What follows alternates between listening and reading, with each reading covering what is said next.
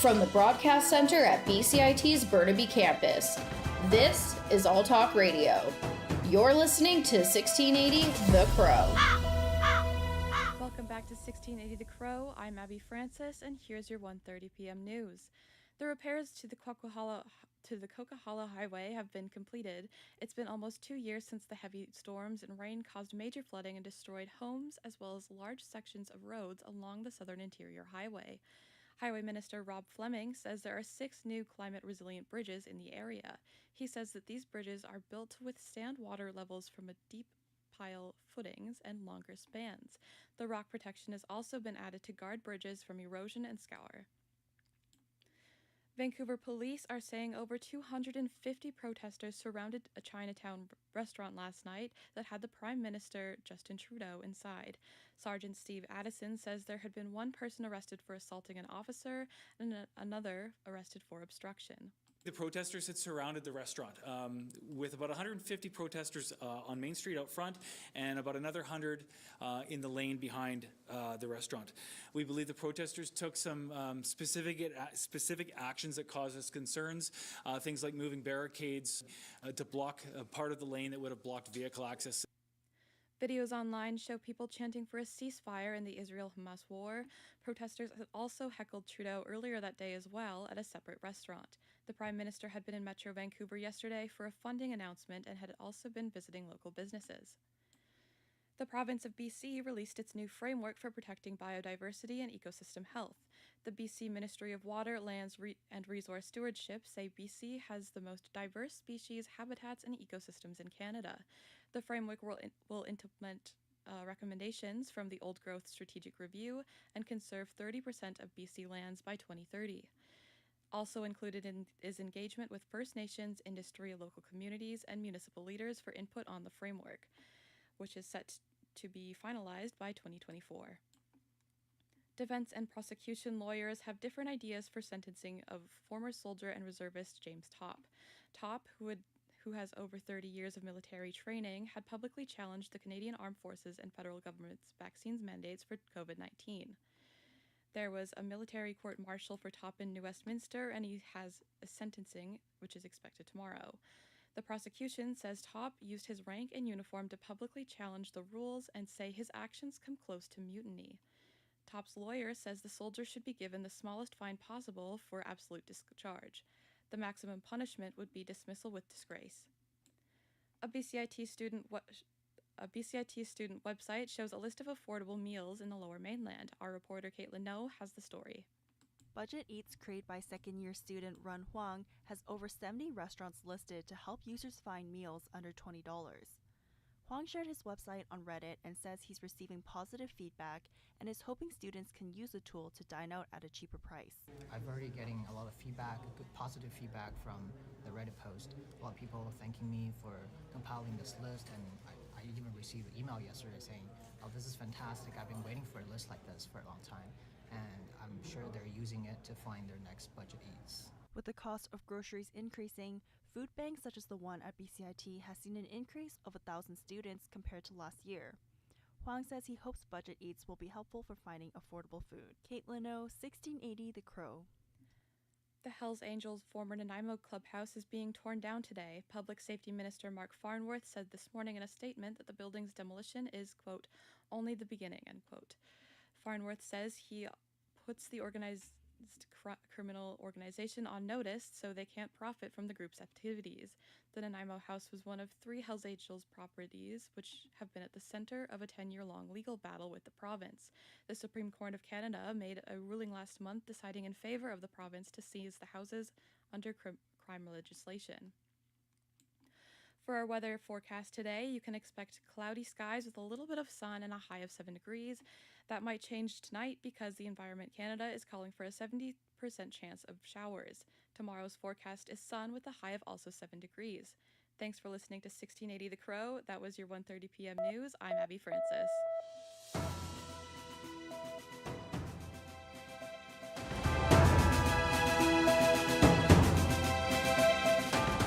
Stay tuned for more on BCIT's 1680 The Crow.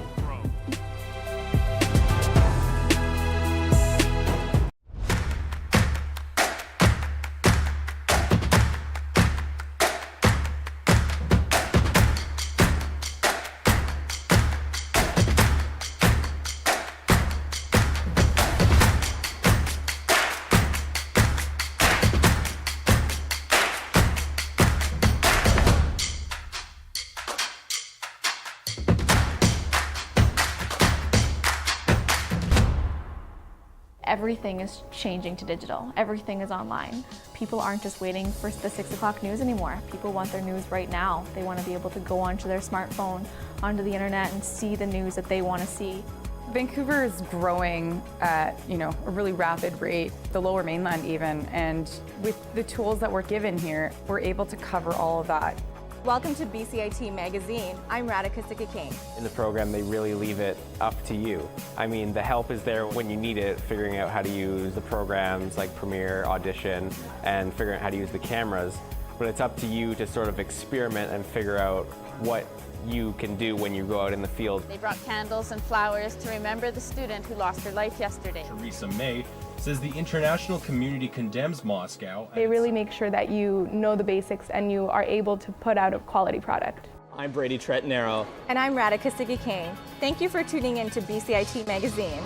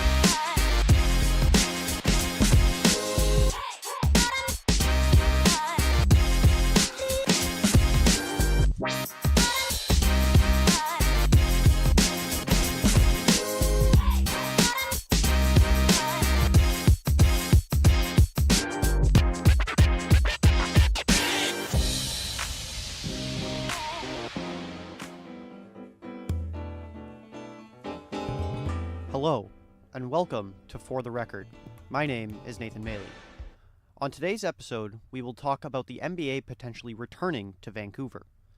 The city has yet to regain a franchise after the Grizzlies left for Memphis in 2001. But optimism started to peak after NBA Commissioner Adam Silver said this on a Boston Celtics broadcast on November 13th. Well, it's interesting. I mean, we of course had a team in Vancouver, yes, but it ended up moving to Memphis, you know, and that's become a great basketball market. I will say the Toronto Raptors have done a good job with Masai Ujiri, Larry Tannenbaum as the principal governor there, of making themselves Canada's team. So I think for right now, you know, although I know there's interest from Montreal, we've heard from them. That's the first thought that comes to mind. Yeah, there's still ongoing interest in Vancouver. I spoke with former Vancouver Grizzlies beat reporter for the province, Howard Samura, as we discussed Commissioner Silver's recent comments and what an NBA team could mean for the BC basketball community. Enjoy.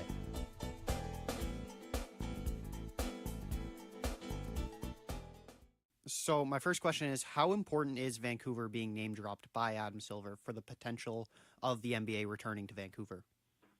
Well, I think Adam Silver knows that by name-dropping any city's name, there's going to be a reaction to it. And I think when he does it with a city that was formerly in the league for 6 years, he knows there's going to be a definite reaction to it. So clearly, you know, with his comment that there's always been interest from Vancouver, that continues, I think, to remain strong.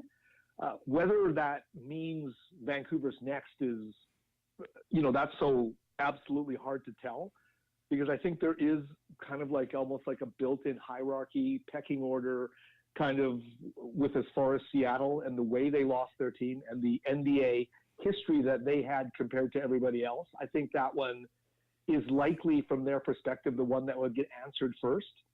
But if the NBA is projecting expansion the way it did in the, you know, in the 90s, who knows? It could be a couple of other teams. You just don't know how that would go. So I don't think you can rule it out. You can't say it's insignificant, but I don't know really how much has changed from, say, half a year ago till today, specifically as it would pertain to Vancouver. I think this news is coming out largely because of what the news was coming out of Montreal. What do you think the ranking would be then? I know there's a lot of different names out there, maybe a top five, I guess we could say. Do you have one? Well, you know what? I don't know about top five or top four, whatever you would say. But if you ask me, the one city that I think is ready to get a team back is Seattle, just based on how they lost that team, that they've won an NBA title in that city before, and how long it was there and the way that they lost it. And I think after that, it's obvious the way Las Vegas is bringing professional sports into its region, that would be the one after that. After that, I think it's basically anyone's guess, and there has to be a philosophy within the NBA's head office that they want to come back into Canada after, you know, obviously world events that have happened with COVID and all that stuff, that they're clear and comfortable with it.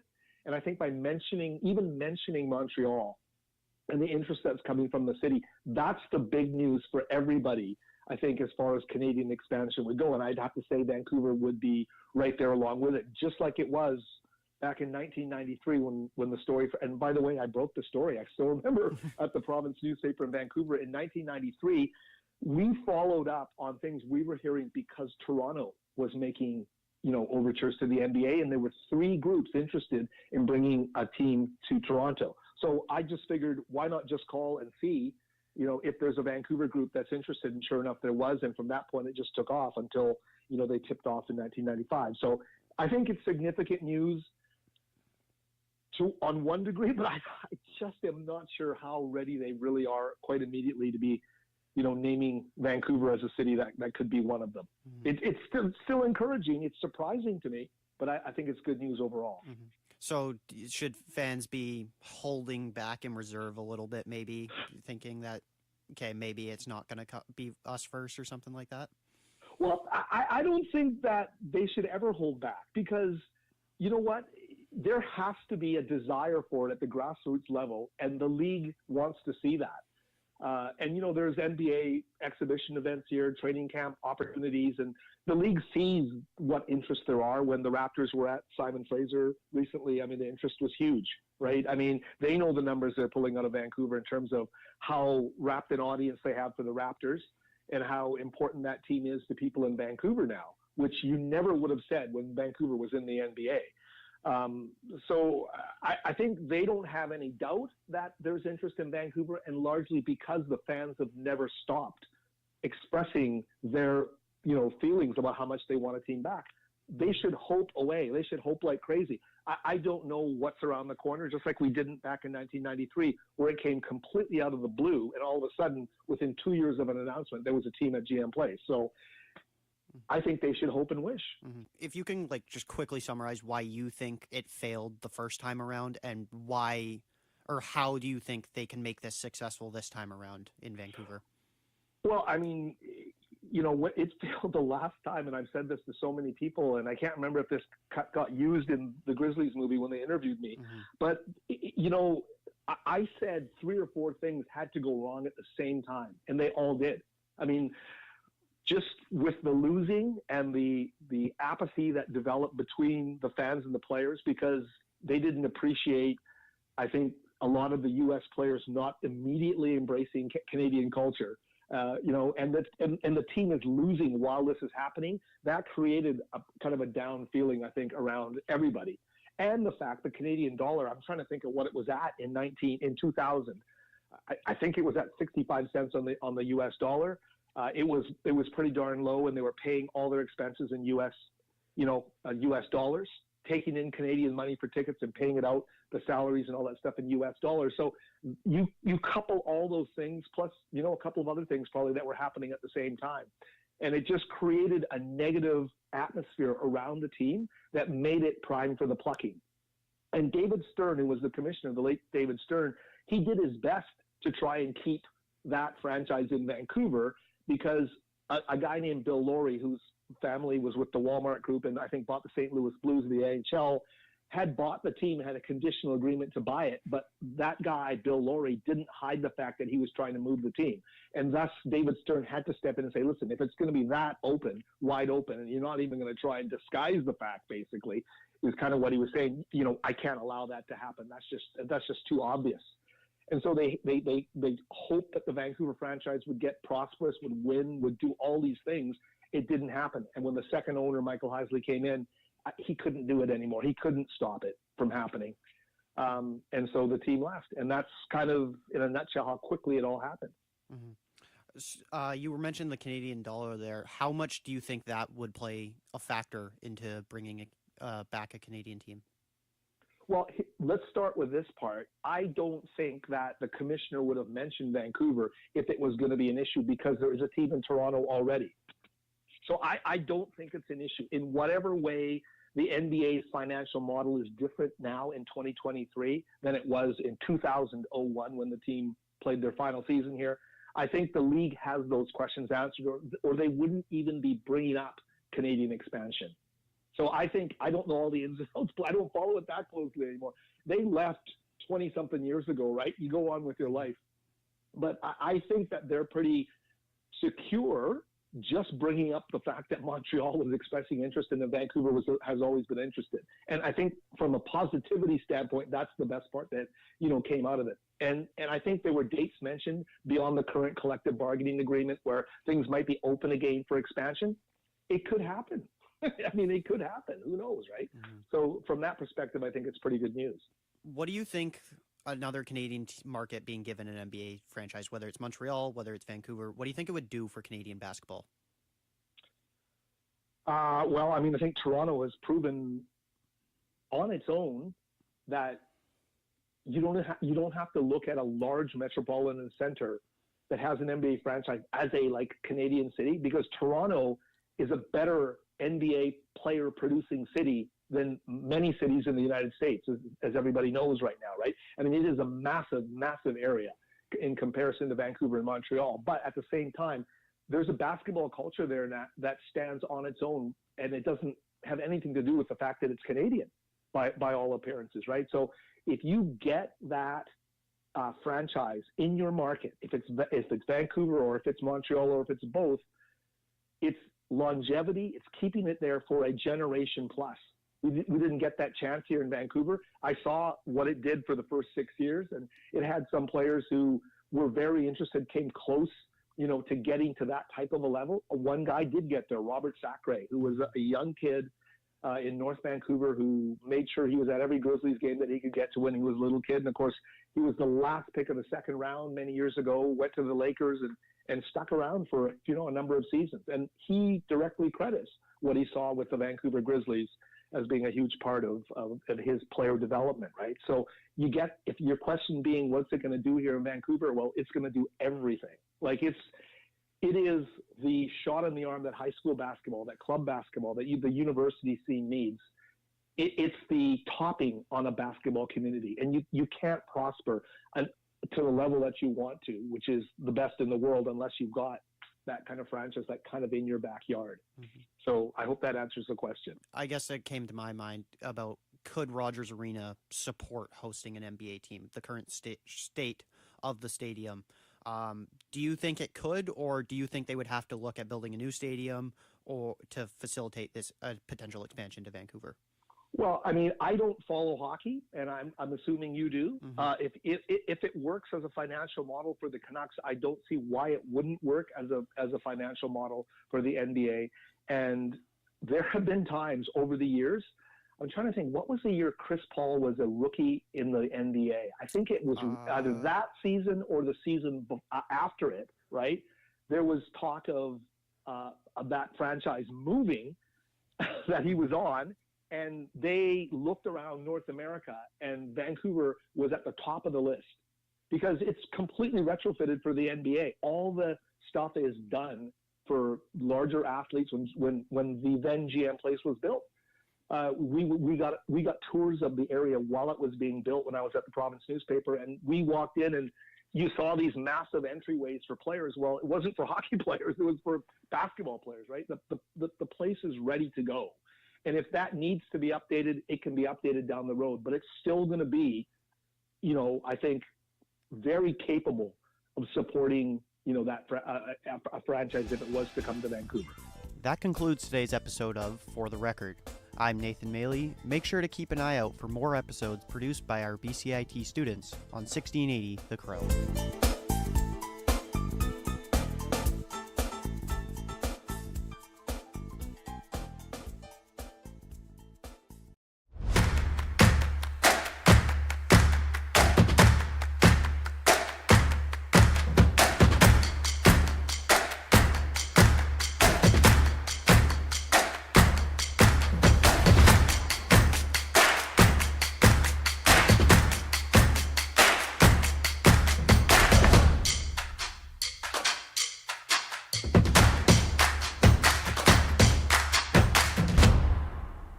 Everything is changing to digital. Everything is online.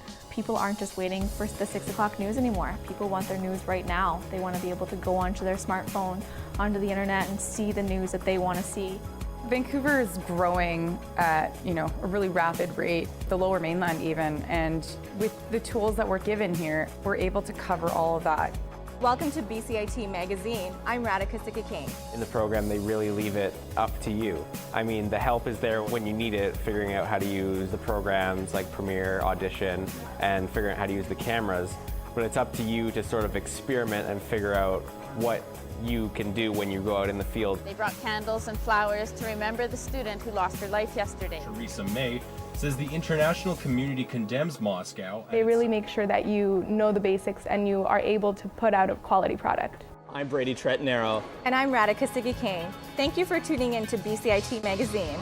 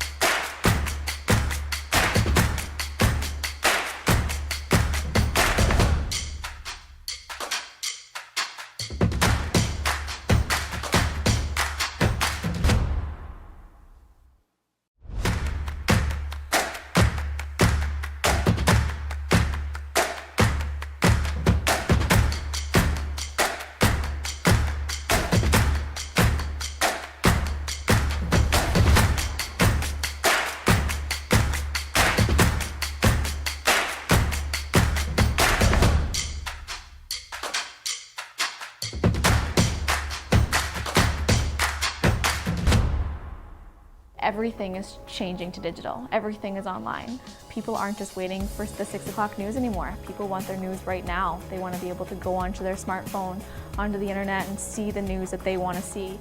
Vancouver is growing at, a really rapid rate, the Lower Mainland even, and with the tools that we're given here, we're able to cover all of that. Welcome to BCIT Magazine. I'm Radhika Sikakane. In the program, they really leave it up to you. I mean, the help is there when you need it, figuring out how to use the programs like Premiere, Audition, and figuring out how to use the cameras.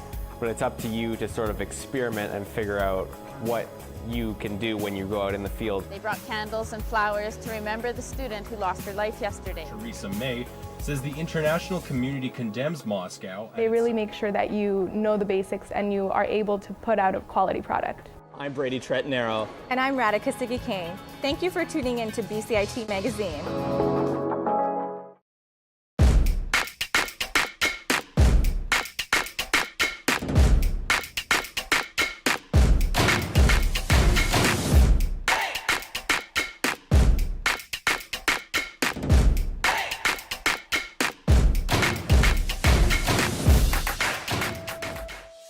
From the Broadcast Center at BCIT's Burnaby Campus, this is All Talk Radio. You're listening to 1680 The Crow. Good afternoon. Here is your sports headlines to 2 p.m. I'm Kobe Smith. Cleveland Browns quarterback Deshaun Watson will be out for the remainder of the season with his throwing shoulder fracture. Watson fractured his shoulder during Sunday's win over the Baltimore Ravens. Watson will undergo surgery to repair the fracture. The injury happened in the first quarter. He also injured his left ankle and stayed in the game and connected 14 for 14 on his passes in the second half, leading the Browns to a last-second 33-31 win over the Ravens. The team says Watson is expected to be back next season for his third season after signing a $230 million guarantee contract. A man was arrested over the death of a hockey player. His neck was cut from a skate blade. The man has been released on bail. The police have not released the name of the person of suspicion of manslaughter. Here's reporter Tom Rivers from ABC News has more on the story. Adam Johnson died last month after a hit in which he was struck in the neck by an opposing player's skate. South Yorkshire police say a man remains in custody after being arrested.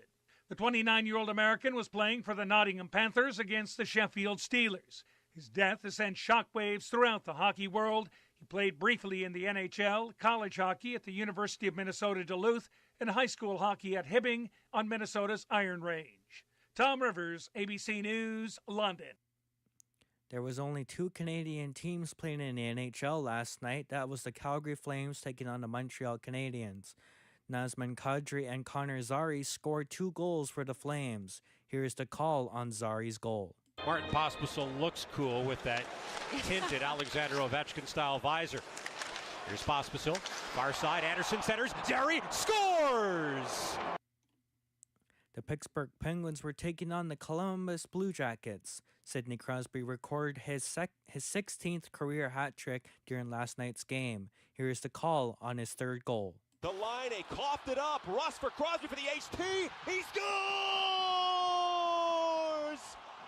Throw the hats! A master class tonight from Sidney Crosby. He's got the hat trick in Columbus. That's the dagger. The Penguins went on to win 5-3 over the Blue Jackets. The Vegas Golden Knights were taking on the Washington Capitals last night. The final score was Washington 3-0 over the Golden Knights. That was only Vegas' third loss in the regular season. The Golden Knights are sitting in first place with 12 wins and 25 points.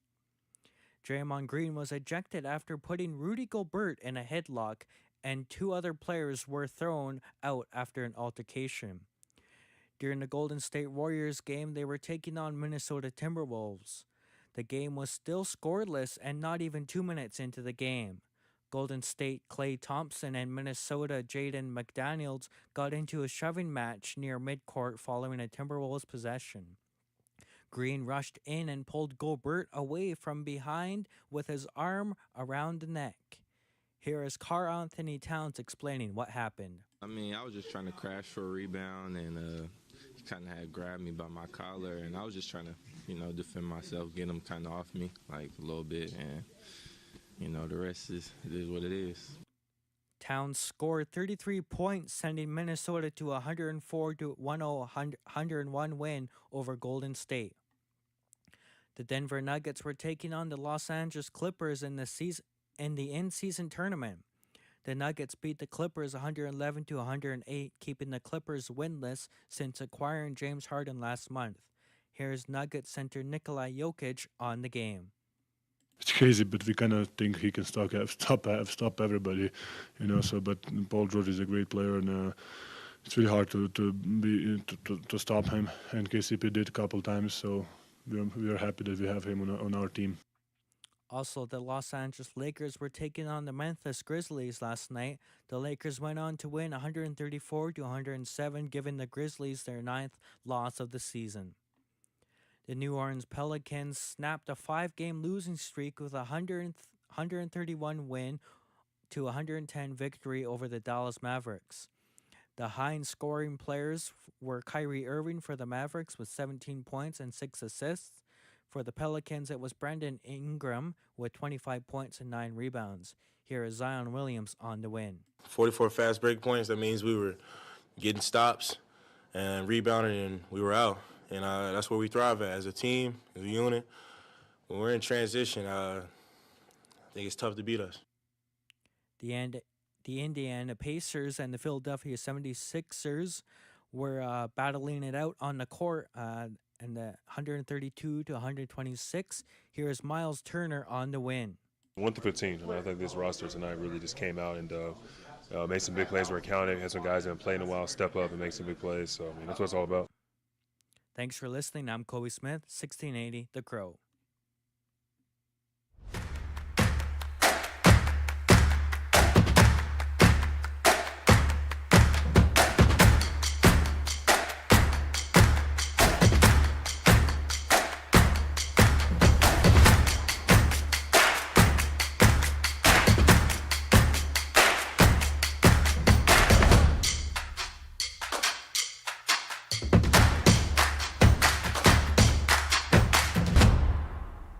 Everything is changing to digital. Everything is online. People aren't just waiting for the 6 o'clock news anymore. People want their news right now. They want to be able to go onto their smartphone, onto the internet, and see the news that they want to see.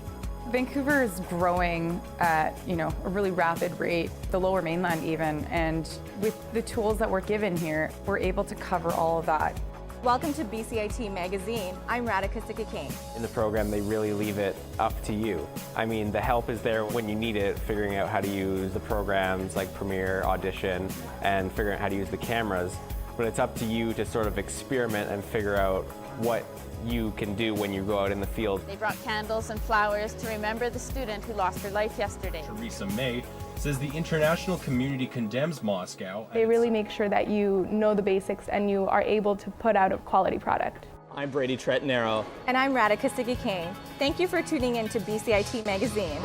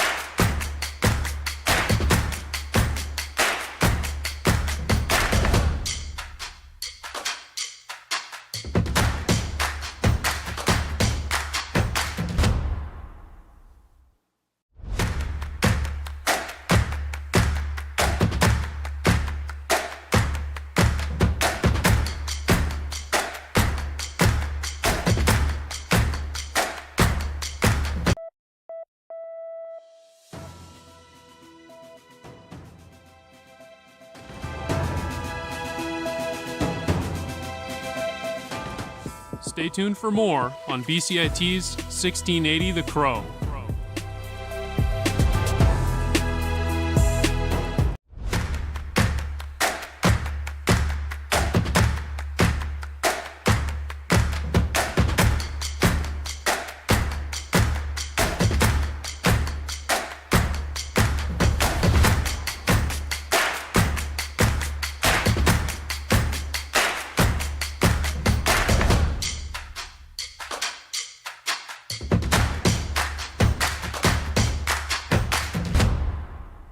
Everything is changing to digital. Everything is online. People aren't just waiting for the 6 o'clock news anymore. People want their news right now. They want to be able to go onto their smartphone, onto the internet, and see the news that they want to see.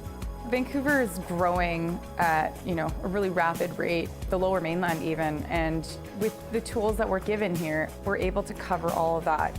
Welcome to BCIT Magazine. I'm Radhika Sikakane. In the program, they really leave it up to you. I mean, the help is there when you need it, figuring out how to use the programs like Premiere, Audition, and figuring out how to use the cameras.